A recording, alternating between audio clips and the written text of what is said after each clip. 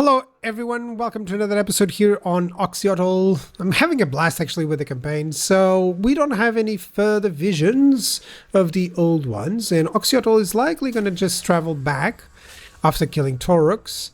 The biggest problem is that I cannot go to the Taurox location any longer, so that one is alone. If it causes wars, it causes wars. If it causes trade, it causes trade, and that's it. That's how it works.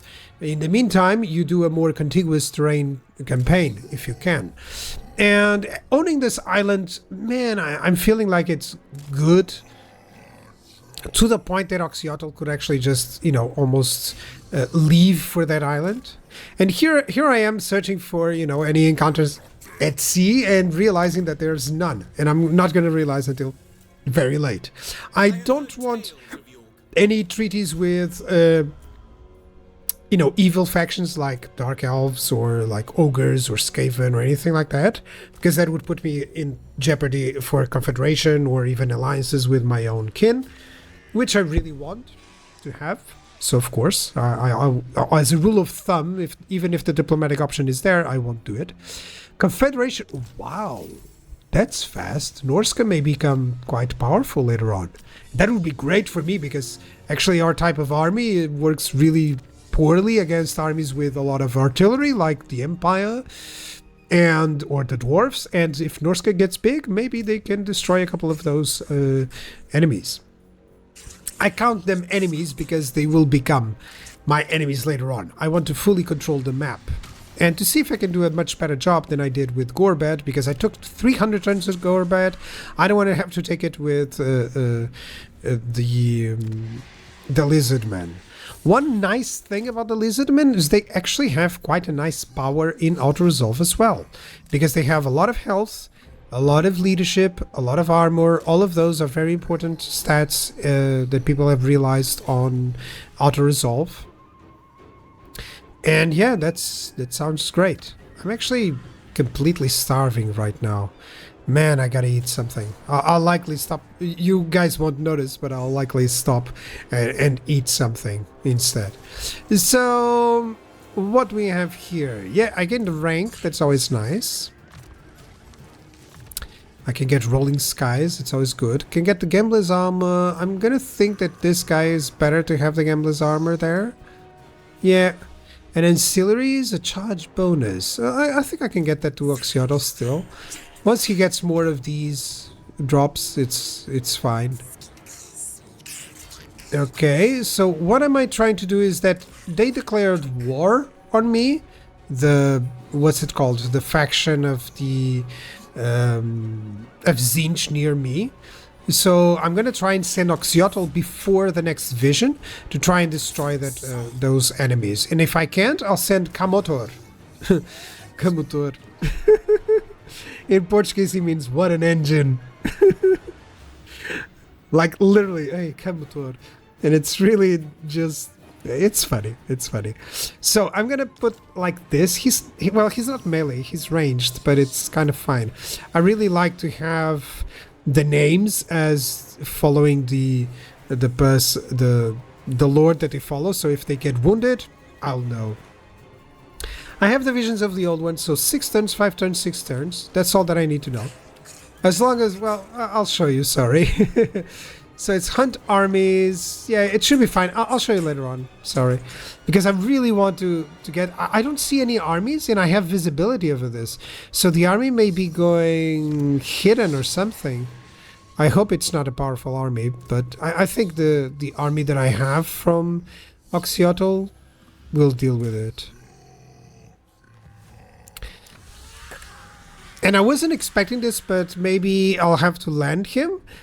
And after I get some more income, maybe I can get a secondary full army, even if it is just with leadership. Oh, I need 1,000 to teleport there? Oh. I need 1,000 to teleport there. I think I should go for it. I think I should go for it. So, let's fight this one out. I already know, of course, I have the power of prescience. I already know that it ended up being a fight because I'm always recording afterwards. Valiant defeat? No. I think with enough effort I can turn this into a decisive, but I'll try close. So from valiant defeat to close victory, actually. So one thing I didn't know about this map is that I can vanguard nearly to the point where they are, seeing each other's eyes. Everything but my Slant Priest, which is kind of fine. He's protected. There's no artillery, so he's kind of protected. And he'll still reach in time to do anything. These are the most dangerous foes. Of course, the single entity, the Leviathan, and then the other close quarters missile units. They can do some damage. And Depth Guard, of course, with the Berserkers. So they don't have shields, which is good. So I'm just going to send my Chameleon Skinks against them. And they only heal while in combat, so I gotta be careful of avoiding combat so that they cannot heal too much, right? Already hitting these guys because they're hitting me back. Yeah, return fire. And now I'm sending my ROR Red Crested Skinks unit against this rotting Leviathan, who is being targeted by all my blowpipes. I hope that's enough to pierce that skin. But I think they can pierce the skin because his health is like halfway now. Oh, it isn't halfway, so it's gonna take a while there. Yeah, notice how even my skink cohort with javelins can defeat those missile units. It's because my units have shields, his don't. That's it. That's what wins skirmishing like this. If you have shields, don't feel bad. Send them in. If you have a lot of missile resistance as well, that works. So we're gonna attack the Leviathan here. The Red Crescent Skinks are likely doing a lot of the damage pull here.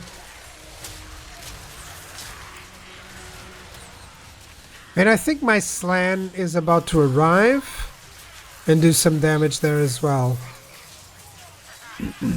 Yeah, Slan Priest is there. Awakening of the Wood. Bam! That's nice. It does a lot of damage. It's a nice damage dealing spell. And the Leviathan is nearly killed, as well as the Berserkers. So this is going just fine. It's going to be a victory, that's for sure at this moment in time. I know. I knew that it would be a victory. For me, a victory is not a victory if I lose units. So I knew that it would be a victory because I didn't lose a single unit. And I wasn't about to lose any single units. So yeah, I just needed to have some damage here and pop another Awakening of the Wood. It's great having some cooldown reductions. And suddenly I think I cause army losses with that Awakening of the Wood. And just slight shots on those guys so that, yeah, immediately army losses, as you can see. I took care of everything. And that's great. Actually, I was trying to get some heal going, and I don't think it does too much. But oh well, this is going to be a very secondary episode. I got the War Drum of Shahutik. Okay, that can be nice. Maybe I'll give him to him because of the speed buff. Materials at sea, it's excellent, so construction costs reduce a lot. And one thing I didn't do is to stop construction costs. Sometimes I do that. I stop construction of everything and then go back and do it again because to take advantage of the construction cost reduction. But it would limit me so much in the early game that I didn't want that. So let's get just income. Tier 3. So that's 5 turns. That's turn 23. Then recruiting, maybe 2 more turns. So turn 25, I'm going to have that middle army, which is great, actually. That's way sooner than I was expecting. Instead of growth, yeah, and casualty replenishment rate, I'm going to go for income stuff. Yeah, there we go. I need the income stuff. Otherwise, I'm not going to be able to support a secondary army. I wish I could confederate. It's has 9 settlements. I mean, if they would confederate, that would be so great. But it's going to take a while. I'll need more settlements, that's for sure. So, Oxyotl. Oh, ancient knowledge, the research rate, the unit experience, that's all great.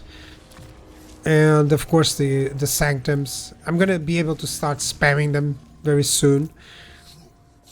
One thing I do not know yet, I'm going to have to do some tests, is whether, recruit costs or anything accumulates within the same province. Because I think it's only region, not province. Well, I think it can work, so I'll have to check it out. Yeah, War Drum of Shahutek. That's nice for him. And yeah, that'll be on the next episode. Everything will be on the next episode. Thank you so much for watching. I'll see you guys next time. Bye bye.